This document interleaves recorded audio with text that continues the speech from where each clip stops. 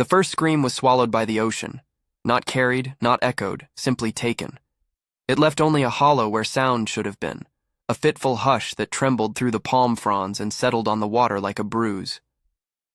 Camille Laurent felt the absence as a thing with weight. It pressed against the ribs of the seaplane and made the pilot's hands twitch on the controls. From the porthole, the island looked like a promise. A ribbon of white sand, a crescent of reefs, villas spread like pearls along a cove so blue it seemed to have been painted into the world. From the shore, it would come to look like something older and more ruthless. She had booked the entire week. No interviews, no press, no scheduled appearances, and paid for anonymity with the same surgical lightness she spent on dresses and dinner rooms. The world she left behind was bright and loud with its own hunger, cameras, friends who kept score, a scandal that had the predictable arc of public disgrace, followed by polite, disappointed invitations. In its wake, Camille carried the peculiar ache of being constantly seen and never understood, the odd loneliness of someone whose life had been curated until it learned how to be hollow. A retreat, the brochure promised, Elysian Cove, a private island resort where the wealthy could be anonymous and the sea would undo the brittle threads of the city. Adrian Vale met her at the floating dock with the kind of smile that is both practiced and weary. He wore a soft linen shirt in the color of washed sand, his hair combed as if nothing could be out of place, and his hands were trim and clean around the keys he handed over. He spoke of discreet staff, of unseen security, of the island's policy of privacy with a voice measured to reassure. But behind the precise vowels there was a twitch at the corner of his mouth, almost as if some memory tried to surface and he held it down. He showed her the villa as if revealing a piece of art, glass doors that opened to a private deck, linens white enough to sting the eyes, a bottle of champagne already sweating in a silver bucket. Camille walked through the rooms like a woman accepting a gift she hadn't dared hope for. The silk of her robe whispered against the banister. She ran a finger along the grain of a wooden table and felt the island's heat gather in the house. The staff moved with an attentive choreography, always present and carefully invisible. They addressed her by her first name and then, with an expedient gentleness, stopped talking about the public Camille. They called her by the version of herself that had been quieted for the trip. It was both a mercy and another sort of exposure, to be offered a new identity in a place that already knew how to hold faces like sponges. Yet the first night, before sleep could settle, the ocean swallowed a sound. Camille woke because something in the air had shifted, an animal tension, an intake of breath collective and silent. The staff on duty lit candles in the pavilion even though electric lamps hummed above. They moved slower than necessary, as if timing would make whatever was waiting less hungry. A guest in a nearby villa had been heard calling out once and then nothing. By the time Camille stepped outside onto her deck, the moon had left its reflection in the water as a thin silver thread. Other lights along the shore were blinking like distant, watchful eyes. She told herself the island was a storybook, that the silence was the luxury she had paid for. But there is a difference between the absence of sound and the active, shape-holding hush of something listening.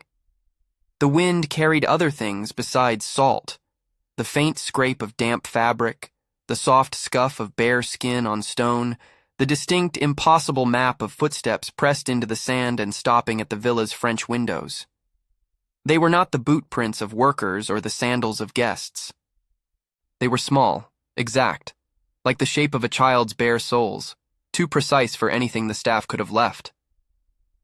Camille watched them by the glass, the white of the sand under moonlight, each toe a small plane, and she felt a slow, cold certainty unfurling in her. Someone had been at her window and had not left the usual marks of a trespasser. Nothing had been taken. Nothing had been broken.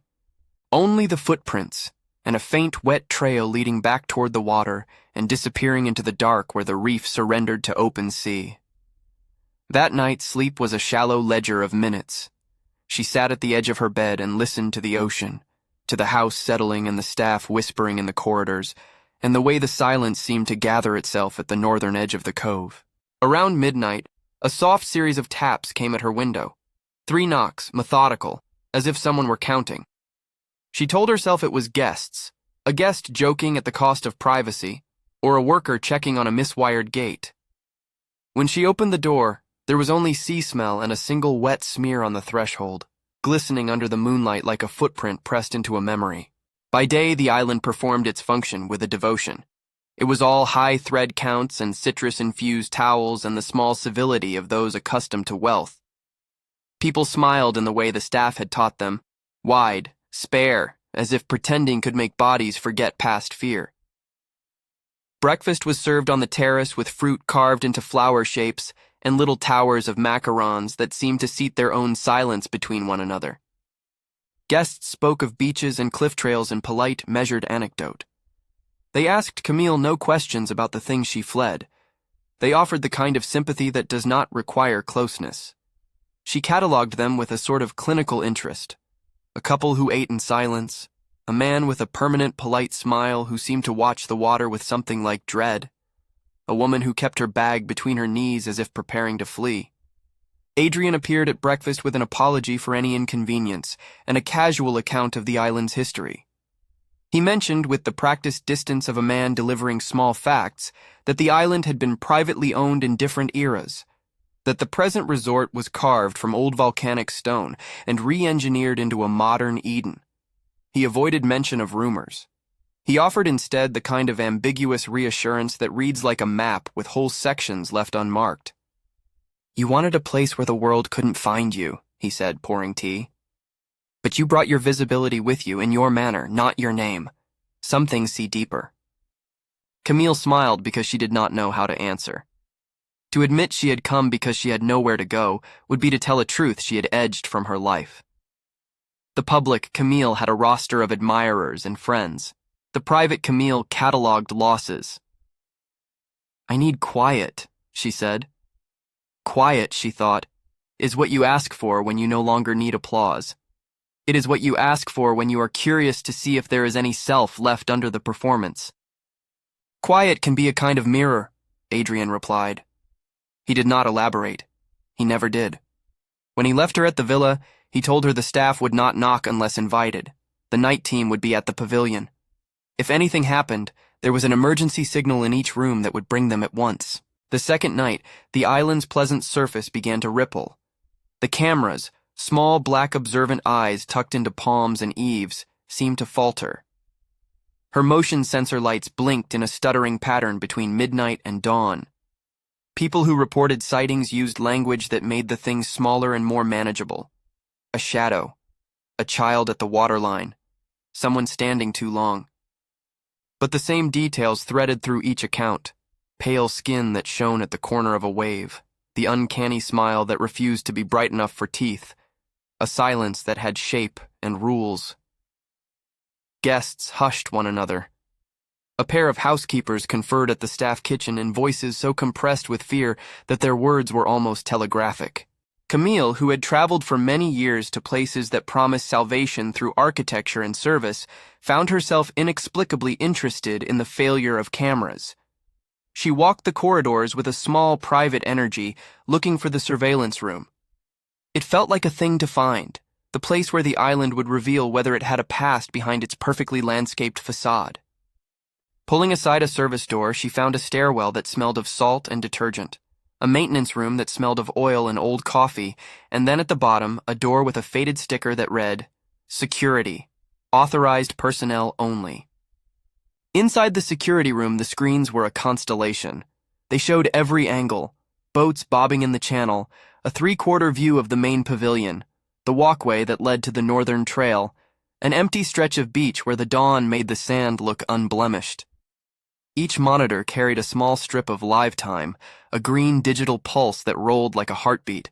But the monitors that mattered, the ones that showed the waterline along the northern shore and the small rocky inlet where guests sometimes swam, were static at certain hours. Between midnight and dawn, there was a frozen band of snow in the picture, as if someone had laid a hand on the feed and smeared it clean. Footage from the first night had whole frames smeared to white, like a blown-out photograph. Where the cameras had recorded, there were then small, telling glimpses, a flash of pale skin, a smile at the edge of the frame, the abrupt absence of the ocean's wave sound. The security tech, an exhausted young man with hollow eyes and a name tag that stammered when he said it, kept his explanation short and apologetic. Something scrambles the feed, he said, as if that were a normal sentence. The old woman found Camille the afternoon after. She found her not in a scene of dramatic prophecy, but sitting at the edge of a koi pond where the fish avoided her feet and the water held no reflection beneath the lilies. The woman sat on a low stone and considered Camille with eyes like flint. She wore a shawl and a necklace of dried shells and a small, impossible calm. "You can't hide here," she said in a voice that sounded like someone speaking from the base of a well. She spoke English in fragments, likened with dialect, and when she said the word hide, she did not mean secrecy, but rather the human inclination to retreat into a shape and pretend it was protection. Camille was defensive because that is what one does when confronted with truth in a place one has paid to be consoled. "I am not hiding," she said. "I came to rest." The woman smiled, a tiny deliberate upturn that told of a long practice. "Rest is different from being empty," she said. "The sea remembers absence and comes to fill it." "That sounds like a proverb," Camille offered, trying to keep the conversation light. "It is fact," the old woman said. "Long before your villas, before your stones, we took them to the deep place. They asked for company. They got it. The island keeps what is given." "Who are they?" Camille asked, but the old woman's mouth tightened. There was a pause that felt like the time before a trapdoor opens. "People speak wrong names," she said. "Names are loud. The things here like quiet faces. They do not like to be named." When Camille turned to ask where the woman had come from, to press for a map or a detail she could hold in her hand and pin down like an insect, she was alone. The woman had vanished as if she had been part of the wind. In the place where a shadow had been, there was only a set of wet footprints leading away across the stone toward the brush and then stopping at the line where jungle swallowed track. The island's subtle coercion worked like that. Not by grand gestures, but by accumulations. A new staff member quit one afternoon, muttering about the way the tide had left bones at the cove. A guest was found standing perfectly still at the waterline, looking out toward the reef, the whites of his eyes luminous in a face that looked almost admiring. He was taken away under blankets and a blanket of excuses. He later returned to a life that bore his name, but not his laugh. Camille began to keep nights awake by choice. She collected the oddities and cataloged them like evidence. A towel left wet on the lounge chair with no owner, a child's sandal floating near the reef at dawn that no one claimed, the way a particular guest, who always laughed too loud, cut his laughter short at 9 each night, as if something unseen insisted on punctuality. The island had rules that were not posted. It asked for things the way tidal lines ask for shells, sometimes lightly, sometimes insistent. It chose from its shore and seemed to prefer people with long, dry places inside them, whose need for being known made them a kind of light. She spoke to Adrian twice about it. He was the kind of manager who smiled when bad weather came and arranged rooms as if his hands could repattern fate. He told her both times the same practice sentences. The first time he spoke to her, he looked older than he had on the dock. There was remorse in him like an old bruise. "Our guests often come with histories," he said, eyes on a horizon that was more private than they were allowed. "We accommodate. Sometimes the island makes those histories visible, that's all." "Visible as in?" Camille began. "Things that are already true," he said. "You can fix the hair, change the dress, but you can't change the place that is hollow. The island recognizes hollowness, Madame Laurent, not as an insult, as a hunger." The word landed like an object. Hunger. It reframed the footprints and the 3 knocks. It reframed the gentle, persistent silence that fell every night at nearly the same hour and made the staff lower their voices and the guests keep their doors closed. Camille felt a prickle along her scalp, the remembered texture of 1,000 parties attended and 1,000 private moments never shared. She thought of the many times she had put on a smile that belonged to others and of how the practice had hollowed out the inside like a shell. There were, of course, rational explanations. The island's geography could produce odd acoustics. People might have been playing a trick, and guests might have been suffering from stress. Cameras were not infallible. The security man offered diagrams showing how certain frequencies could interfere with a feed. But then, in the security room late one day, Camille watched a sequence that did not fit any tidy explanation. The footage showed a party on the beach, guests laughing, champagne glasses arcing, and then the frame hiccuped. For 1 second, the ocean in the video went to static, a whitewash across moving water. In the instant before the wash, the camera had caught, at the edge of the party's light, a figure. Not a smear, not a trick of pixels, but a pale face with a smile that reached a little too far. The face nodded as if greeting an old friend. Then the frame blinked white like a sheet thrown over it. Camille left the security room with the taste of salt in her mouth and a number ringing in her skull, the hours of blank footage, the recurring hour when the island muffled. She began to notice patterns in the island's attention, seconds where laughter drew tight, minutes when the wind went mute, a certain northern shore where watchers gathered as if on a religious pilgrimage. People who had been cheerful in daylight grew taut around evening, and their eyes slid toward the water as if expecting a previous acquaintance to arrive. On a dusk, when clouds moved like a threat across the sun, Camille took the northern trail against better judgment. The path wound between volcanic rock that had been polished in years of wind to something like skin, and dense scrub that closed over the trail further on, darkening it despite the late light. She left the cultivated gardens and crossed into a place that smelled of rot and the mineral acid of old stone. There were symbols carved into exposed boulders, simple marks at first glance like tally marks, but when she touched them, the grooves were filled with a black residue that flaked at her nails. The air here had the density of a held breath. Halfway along the trail, she found someone sitting on a fallen log, a staff member she had seen at the pavilion, a man with a jaw like a clenched fist. He looked unkempt, like someone who had not slept. When he saw her, he did not rise. He only pointed with his chin to the water. Camille followed his gaze to the cove. A cluster of figures stood in the surf, not swimming, not moving their limbs, only standing as waves passed over their hips like cloth. They faced the cliff where the trail met the shore.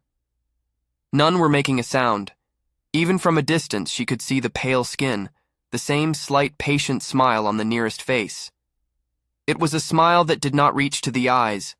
It was a borrowed kind of happiness that belonged to someone else's memory. "Who are they?" Camille asked. The staffman exhaled and his shoulders dropped. "They wait," he said. "They've always waited. They like people who come alone." Do they hurt people?" she asked, retched the last word out like an admission. "They take," he said simply. "Not always in the way you think. Sometimes they just need to be around. Sometimes they choose one to follow. You can see it in their face, the way the mouth keeps moving." There were things about the way he said it that sounded like small private confessions. He had the sort of fear that does not ask for comfort, because it assumes there will be none. Camille tried to picture herself in their presence and felt the shape of something answering, a worn place in her chest where applause had been stripped away, where words had been used and left her at the center of a ring of reflections. That night, back in her villa, she lay awake and counted sounds the way she used to count stolen minutes in a party crowd. The surf made its ordinary music, but there was beneath it a subtle rhythm she couldn't place. At R016, she heard the lights in the corridor flicker. At R022, the distant, unmistakable patter of bare feet on sand. At R030, the methodical 3 taps at her window. She did not go to the window this time. She lay still and listened to the way the knocks retreated, as if someone had tested the glass and then found it not to their liking. She closed her eyes and imagined herself standing on the shore, watched by 100 pale mouths like empty shells. The old woman's warning sometimes surfed back into her mind with the bluntness of an incantation. The sea remembers absence. It was a sentence that could be interpreted as superstition or as a metaphysical proposition. It forced Camille to confront a question she had avoided in 1,000 small ways. Had she come to the island to prove she could still be a person beyond the mask? Or had she come because she wanted someone, something, to confirm the hollowness she felt? The idea that the island might choose its guests not by wealth, but by the shape of their inside was more terrifying because it required no monstrous display. It simply required that you carry, beneath your skin, the particular vacancy the cove fed on. In the days that followed, subtle manipulations of the island's routine tightened like a noose. Guests who grew too sociable found themselves subjects of quiet affronts, towels misplaced, table reservations canceled without explanation.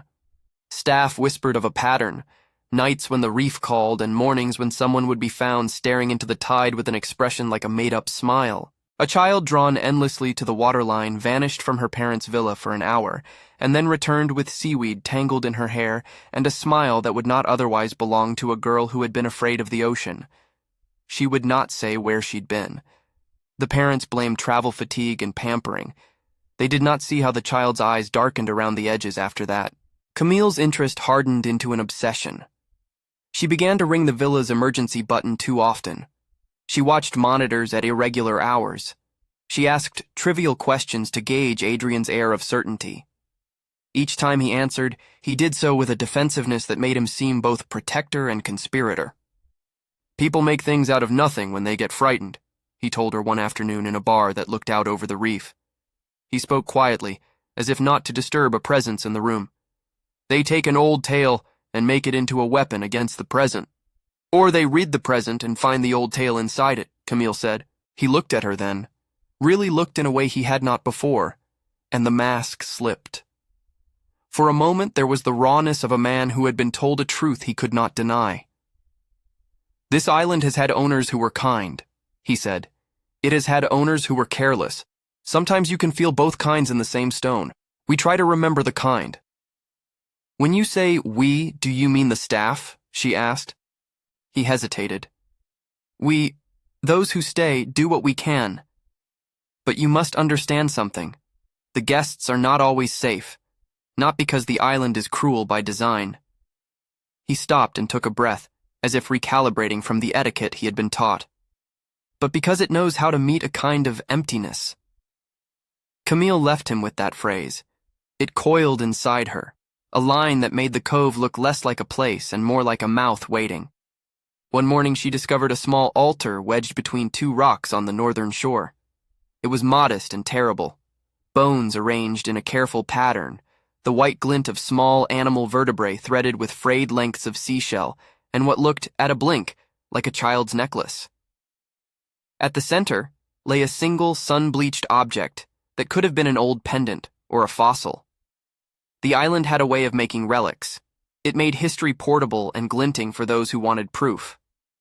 She traced the bones with gloved fingers and felt a prickling on the back of her neck, the sensation of being watched even when the beach was empty. She took photographs and then deleted them from her phone the way one deletes a dangerous contact. The images made the bones too definite, too knuckled, and their meaning would insist on some pattern. The thing about the island was how it cunningly encouraged artifacts of belief. A bone here, a carving there, an old woman's muttered story, and then, if you felt vulnerable enough, you would see that the island had tailored itself to your need for an explanation. And yet the cameras refused to cooperate. Filmed from above, the northern shore was a benign sweep of pale sand and moving tide. Filmed closer, during the hours when life felt least safe, the same place was a smear. The security footage that survived the whitewash was a handful of frames, a pale face bobbing like a ghost at the edge of a wedding party's light, the shadow of a figure that seemed to melt into the reef, a time-lapse where the tide did not advance but seemed to circle. It was in one of those brief frames that Camille first felt the island had given her a voice back. The face in the monitor tilted toward the camera and seemed to smile in a way that was not malicious, only patient.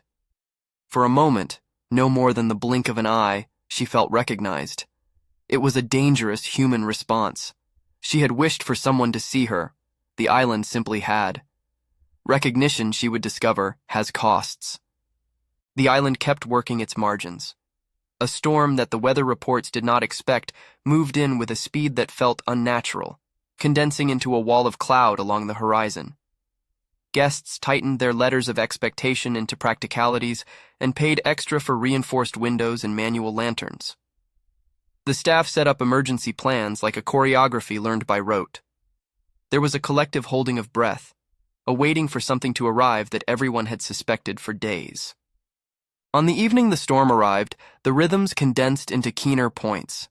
The lights in the villas went half out as if someone had pulled a dimmer. Speakers flared and hissed and then went mute. The 3 knocks at the windows resumed, not as tentative knocks now, but as a cadence, as if someone was practicing a stroke on glass. Camille stood in her doorway and watched the waterline as wind began to tear at the palms, and the island gathered its old feral character around itself. She felt at once like an investigator and like prey. She left the villa with nothing but the flashlight from the pavilion and a small, stubborn will to see. The path to the northern shore had become a darker place, the trail slick with wet leaves and water that rose and fell like a living thing. Behind her, the resort was a constellation of lights, comfortable and indifferent. When she reached the first of the black stones that led toward the inlet, she paused and felt the island's gaze as surely as if it had hands pressed to the back of her neck. Somewhere out on the reef, a figure stood and turned, aligning the curve of its head to meet her. She moved forward. The air tasted of iron. The wind carried the scent of bone and old seaweed, of citrus oils overturned in the gutters. She found herself thinking absurdly of the many quiet parties she had attended where people had traded secrets like trinkets, of the times she had allowed herself to be emptied by a city that asked for spectacle while refusing intimacy.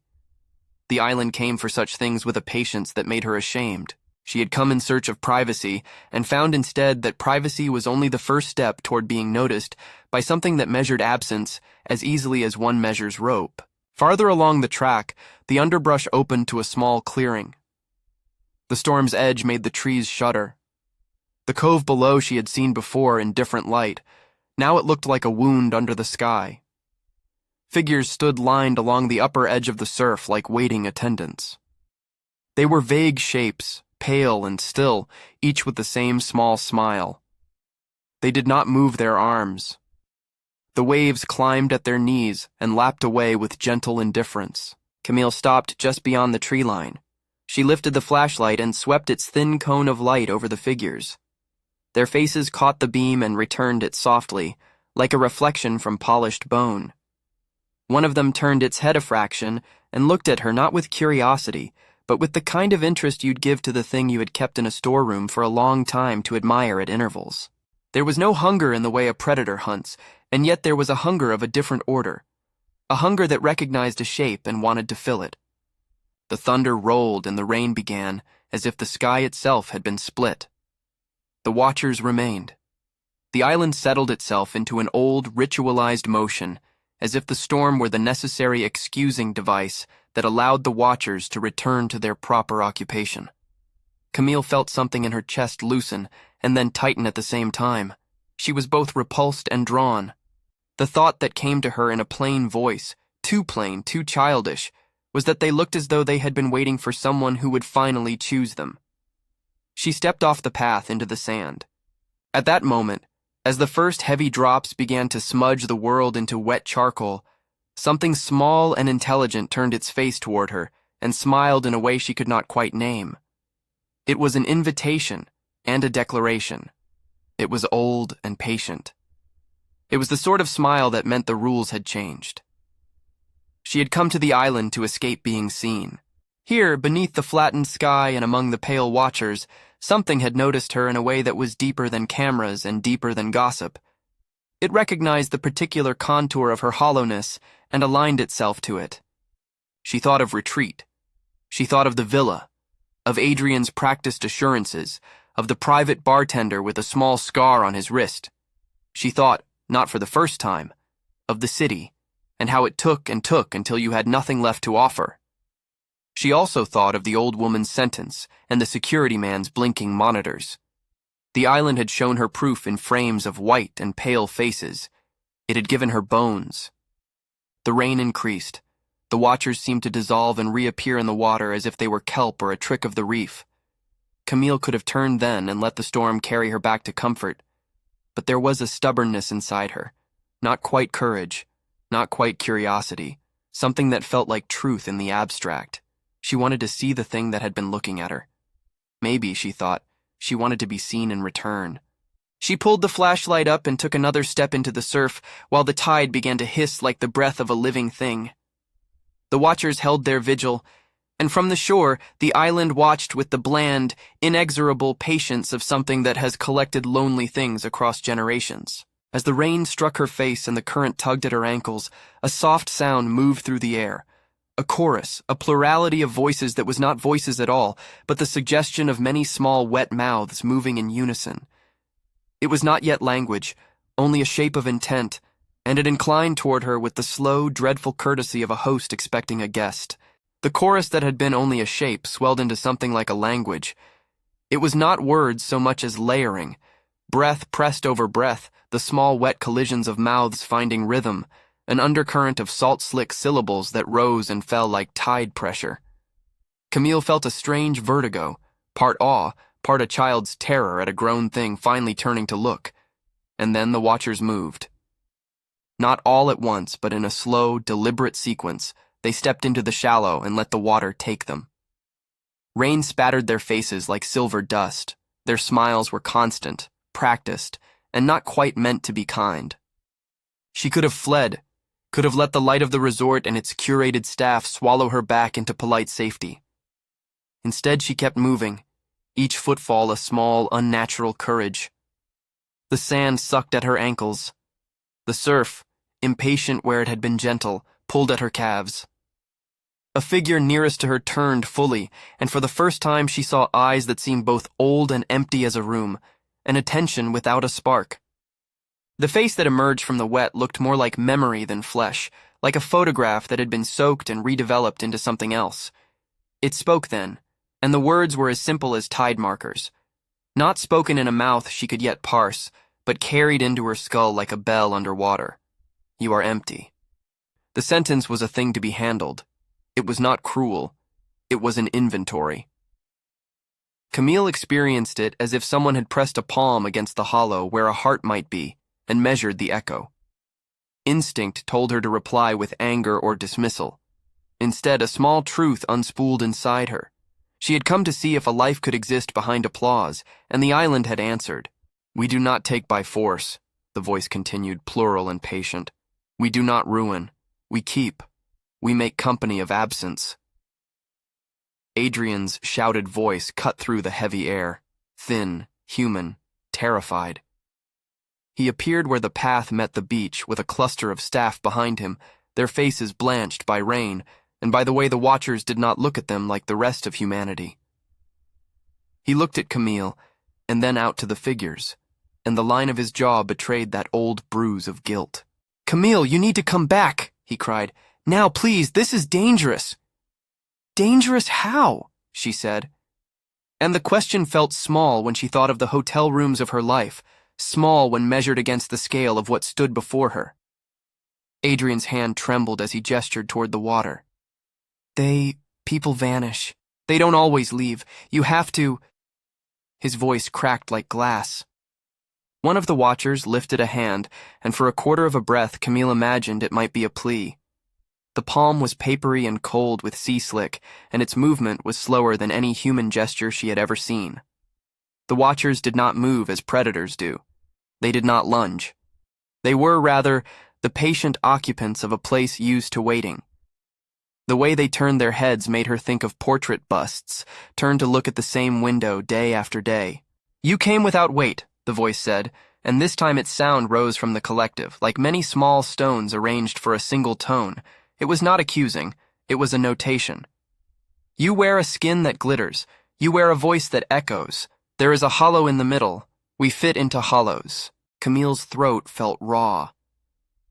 The thought that the island offered a company that simply wanted to exist with the empty places and people was the most intimate of horrors. There was a perverse tenderness in the proposition. The island promised to make her whole by filling what she had placed beyond repair. The staff behind Adrian began murmuring, a string of small, sharp sounds, pleas, mild invocations, old words turned into practicalities. One of them, a woman with a scabbed thumb, whispered a name that made no sense and then winced as if the sound itself had been an offense. Adrian's face, which had been trained to hide these things, creased into an expression that was no longer managerial, but like a man who had been keeping a secret ledger and found the sums impossible. There's a place, the voice said to her again. There is a place where bones remember the shapes that were not held. We keep them warm.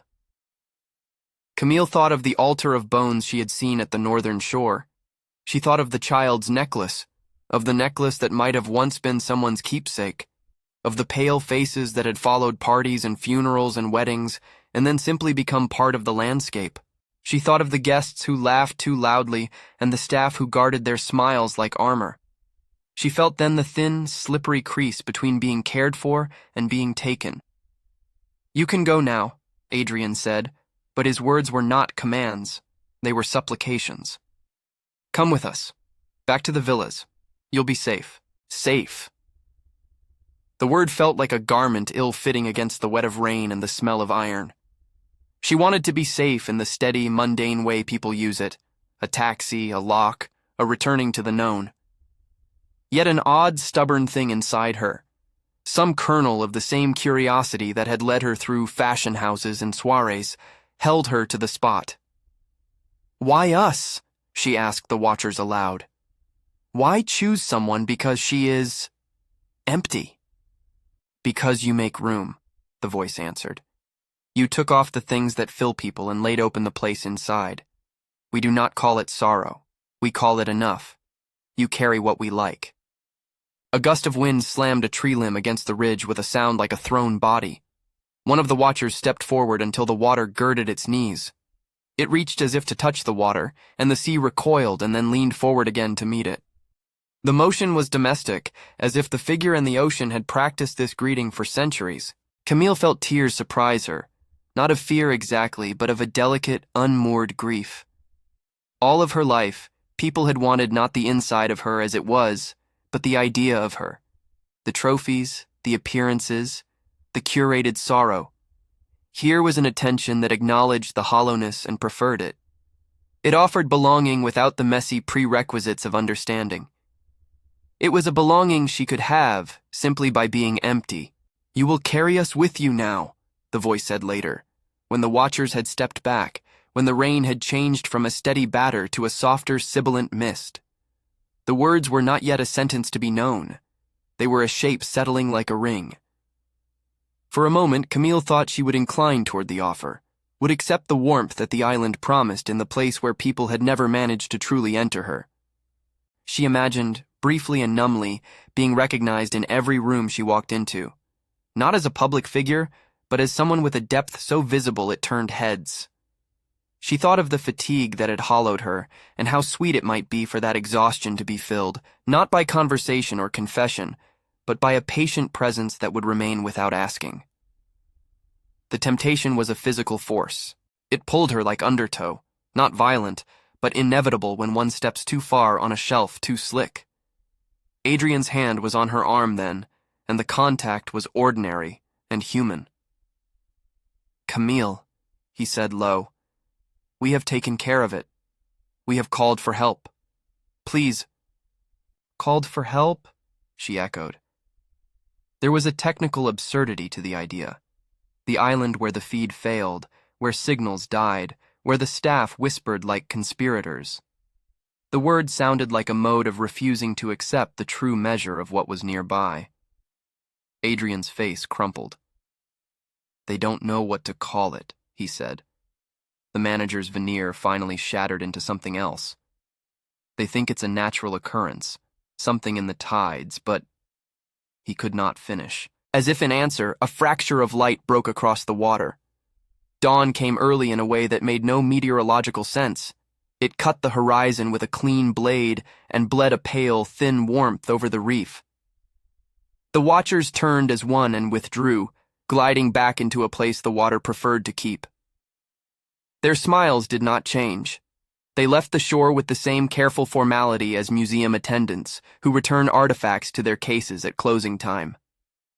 For a second, as the light broadened, Camille thought she had imagined everything. The rain cooled to a fine mist. The thunder drew back like a satisfied animal retreating under a bed.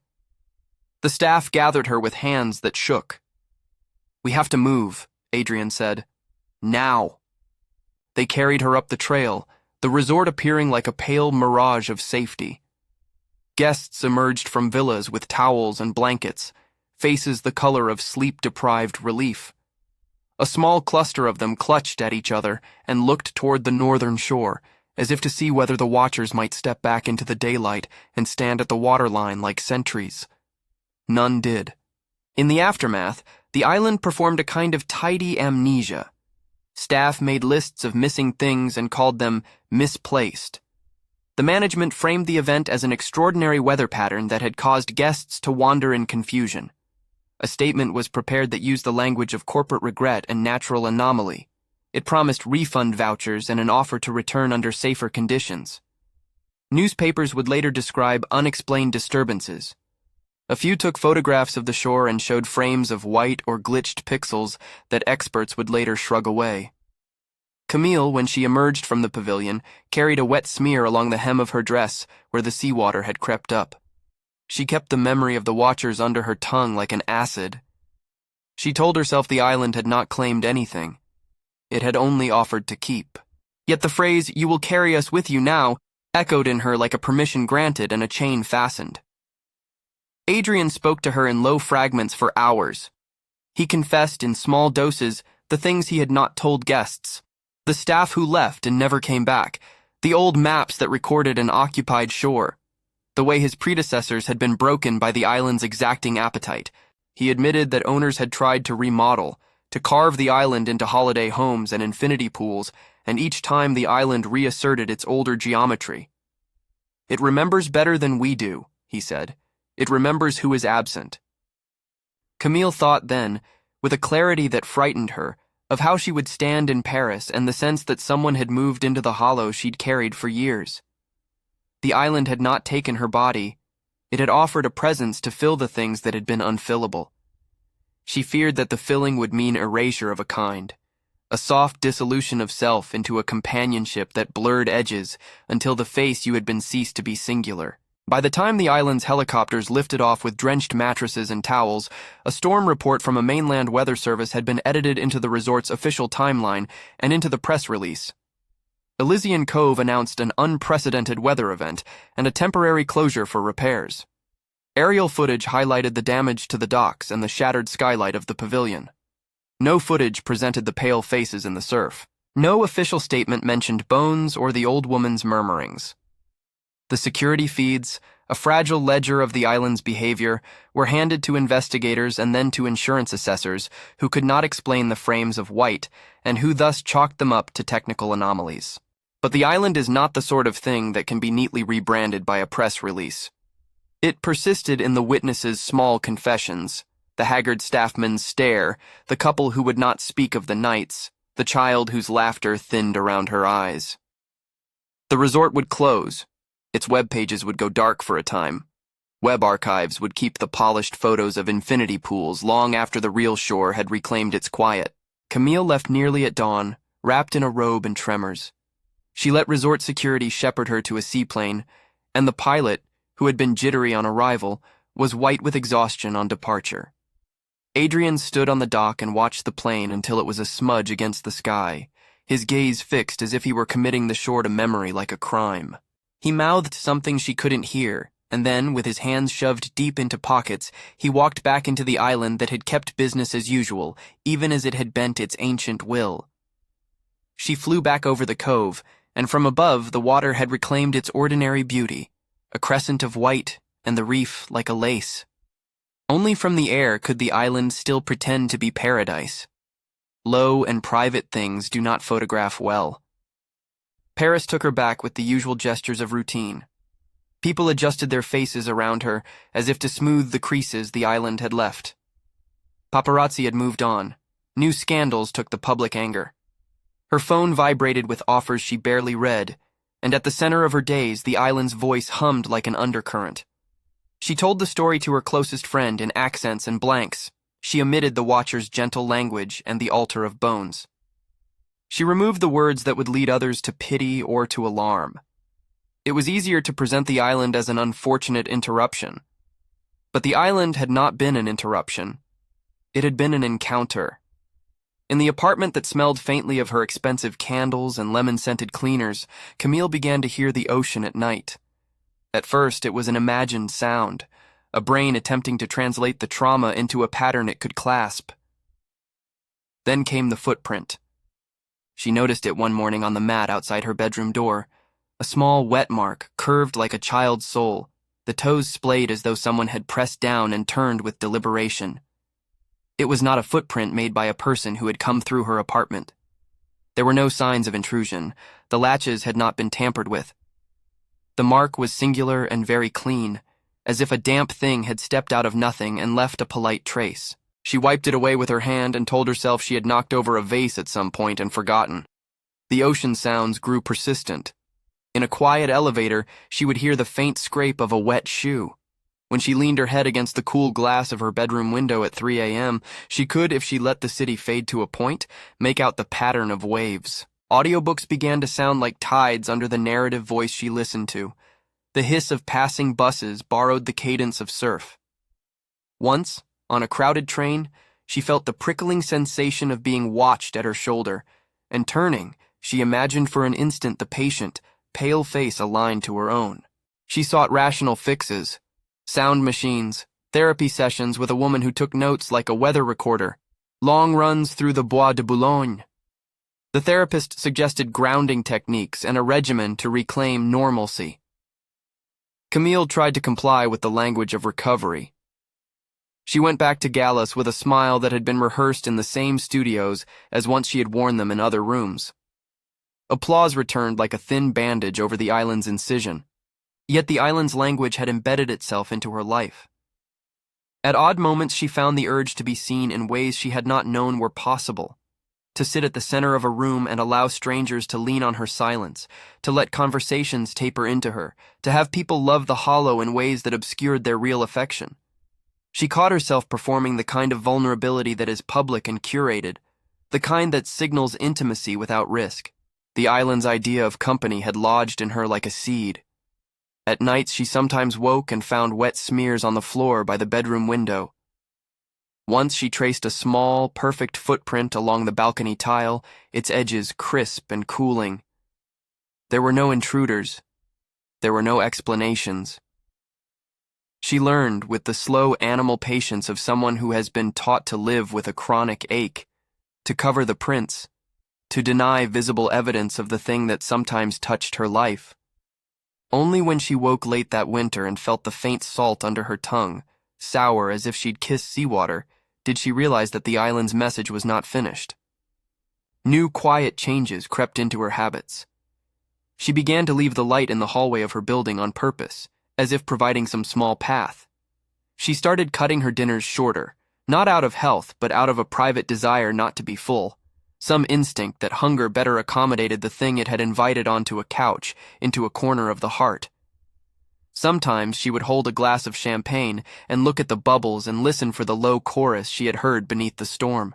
Friends noticed that she grew less sharp in conversation, more likely to listen and less likely to point out the cleverness of others. They told her she looked different but could not say how. She took it as a compliment until one night, while lying awake, she heard not only the waves but a whisper under them, a string of consonants and breath that fit no language she'd learned. It coaxed a long, private answer from inside her, a memory of the watchers' faces turning toward her several months before, patient as magistrates. Camille began to catalog the small confirmations, a photo that developed a white smear where in the picture a guest had been smiling, a dinner guest who, upon leaving, placed a small shell on her counter without comment. The sensation that sometimes when she entered a room, people nearby softened as if a presence that did not belong to the room had been demanded into being. These were not dramatic events. There was no blood, no visible theft. There were only signs of an intimacy that grew like lichen, quiet and patient. She thought bitterly sometimes that the island had offered her what she wanted in a way only it could, a membership without dues, a warmth that did not require the endless currency of social exchange. She also thought, in the thin hours when the city was only a sleeping body, that carrying such company might cost her the very thing she had been running from, the ache that made her human, capable of missing and forgiving and erring. The island's provision was not love sought and reciprocated, it was the filling of a hollow until it could not tell where its edges started. Months after her return, Elysian Cove reopened in a muted way.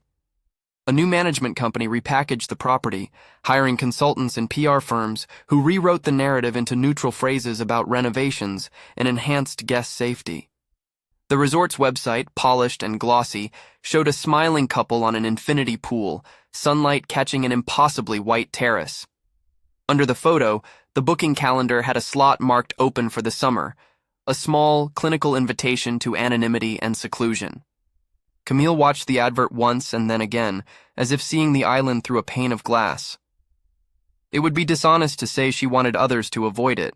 Her experience had not been pure pain, but she knew the weight of the attention the island paid.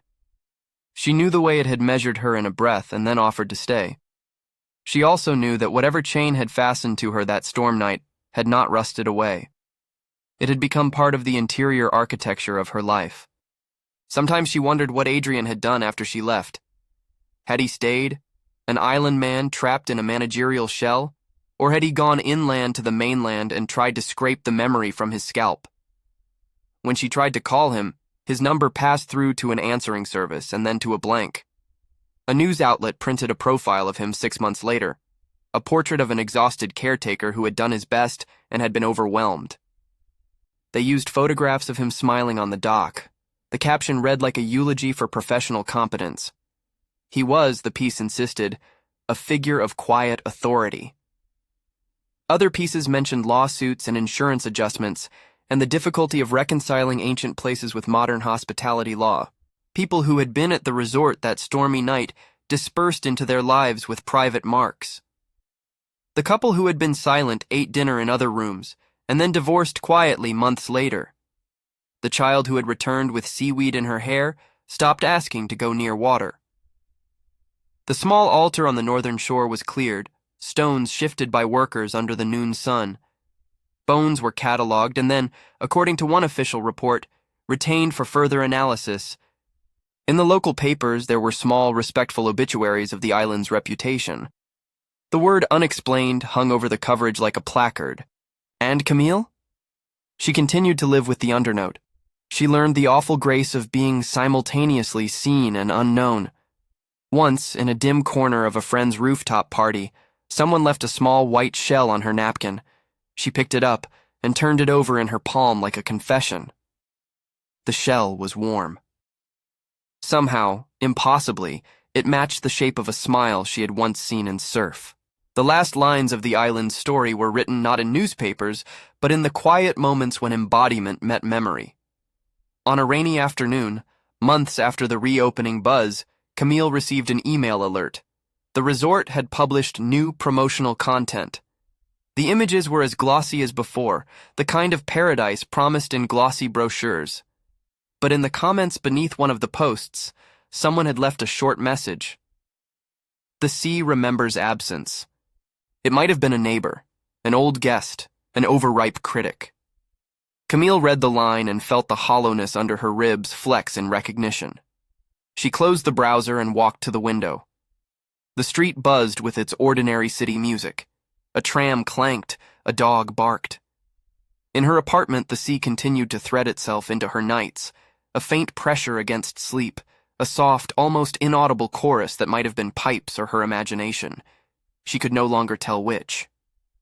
When she shut her eyes later that night, she heard the small, precise sound of wet feet on stone. She traced it to the door and, with a trembling hand, nudged the mat aside.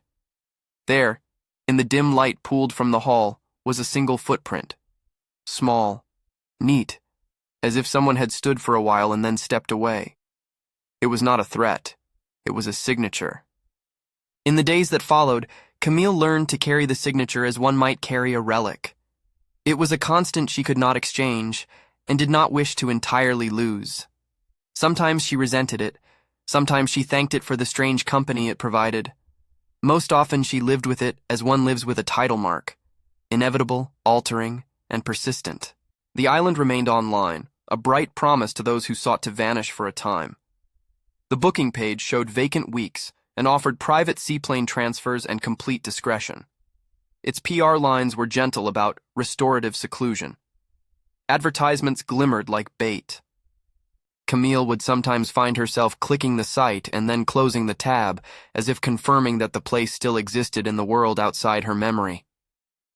She understood now the terrible generosity of it, the way an ancient shore could offer a life as a form of refuge and as a form of possession at the same time. The truth she carried was terrifying in a way that made her laugh once, quietly and without joy. She had gone to the island to escape being seen, and she had returned carrying something no one else knew how to name. A year later, when a documentary about the event aired with carefully curated interviews and tasteful reenactments, viewers would be invited to weigh in. Experts would suggest natural phenomena, skeptics would scoff, and believers would gather fragments into neat myth. The footage would show blurred frames and whitewashes, and the island's lawyers would demand certain edits. The title of the program, focused, precise, sensational enough to sell time, was pinned at the top of the network's schedule. Camille watched the documentary alone. She listened to a voice she recognized, the voice that had come to her in the surf, rehearsed back as an off-camera expert saying, "It selects by weakness." The words tasted faintly of the actual thing. When the credits rolled, she turned off the television and stood in the dark. Somewhere far away, the ocean breathed. Outside, the city continued its unknowing course. Inside, there were footprints on the hallway tile. She traced one with a fingertip and found it wet and cool. If you liked this story and want more slow-burn, true-feeling horror narratives, like and subscribe for more. The island's final image, in the end, was not a scream or a headline, but a small, patient advertisement. Sunlight, white sand, a place reserved for those who wanted to be seen without having to be known. It waited, as it always had, for the lonely to arrive. Camille lived with the knowledge that something had chosen her, and that the choosing had not been a theft, but an intimacy. She carried that intimacy into rooms that would never be the same, and walked sometimes at night toward a window with a soft, private smile.